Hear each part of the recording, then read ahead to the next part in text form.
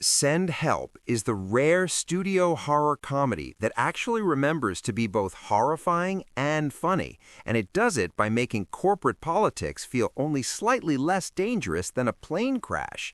It's mean, clever, and surprisingly emotional, anchored by a spectacular Rachel McAdams performance that lets Linda Little evolve from office doormat to final girl girl boss without ever losing her deeply weird edge.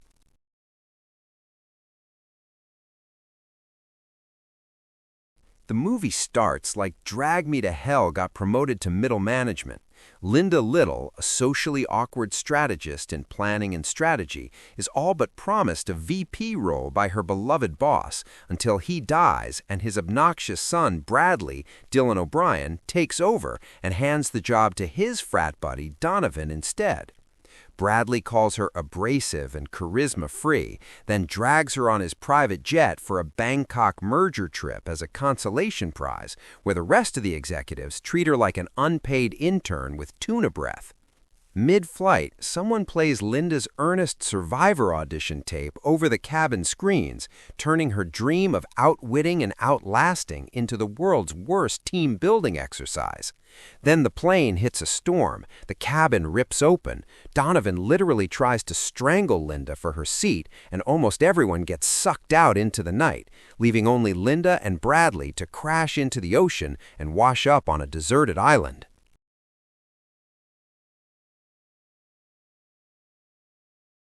Once they hit the beach, the movie becomes a petty, bloody two-hander about survival and power.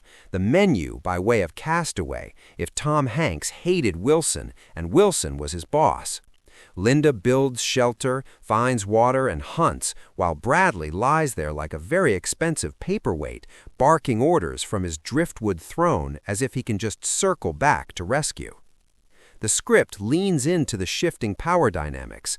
Linda initially abandons him for a couple of days out of sheer spite, then comes back, nurses him, teaches him survival skills, and quietly becomes the island's CEO. Their bond is never romantic, even if some of us thought it was going that direction. Instead, it's more like hostage negotiation meets performance review. Every semi-tender moment is followed by another betrayal. He secretly poisons her with misidentified berries and bolted raft plans. She forgets to mention that half the island is basically a death trap, the half with aircon and a fully stocked beach house. The horror escalates once the supporting players re-enter the story, only to be fed into the meat grinder.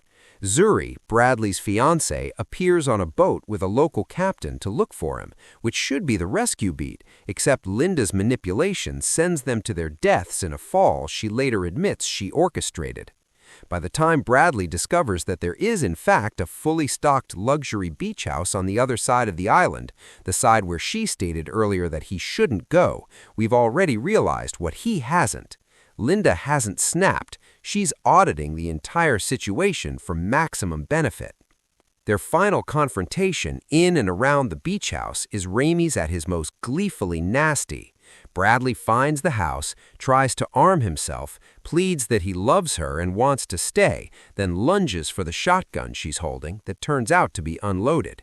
Linda, now done pretending to be the underling, takes him out with a golf club, a perfect, darkly comic image for a movie about how the corporate elite never expected the woman in strategy to be this good at long-term planning.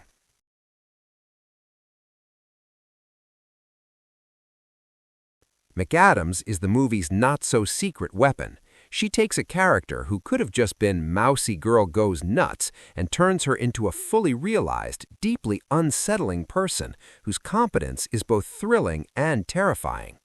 Early on, Linda's awkwardness is played for cringe laughs, tuna on her face, the humiliating Survivor audition tape, her inability to read the room.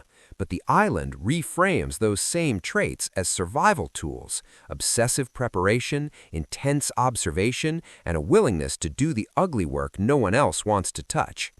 Her confession about letting her abusive husband drive drunk to his death is the film's moral pivot. It's the moment the movie stops flirting with accident and openly acknowledges that Linda knows exactly how dangerous she can be and chooses to weaponize that. The brilliance of the performance is that McAdams never plays her as a pure villain. She's funny, brittle, self-aware, and occasionally sympathetic, even as the body count climbs. You don't exactly approve of what she's doing, but you absolutely understand how she got there.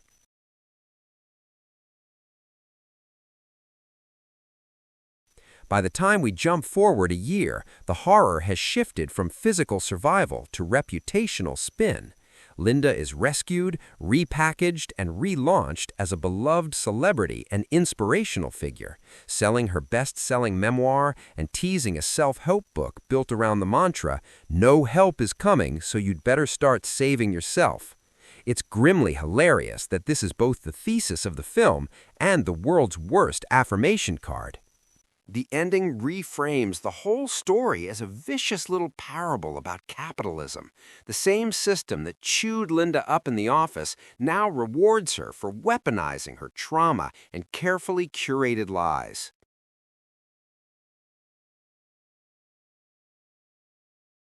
If your stomach flips at eye gouging, improvised surgery, or Raimi's tap-mark slapstick meets splatter set pieces, you'll probably watch this movie through your fingers, but you should still watch it.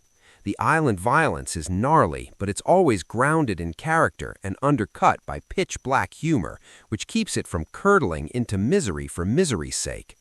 Send Help works as a tense two-handed thriller, a nasty little labor allegory, and a showcase for Rachel McAdams doing career-best work as a woman who finally decides that if the system won't promote her, she'll just build a new one out of sand, lies, and other people's bones.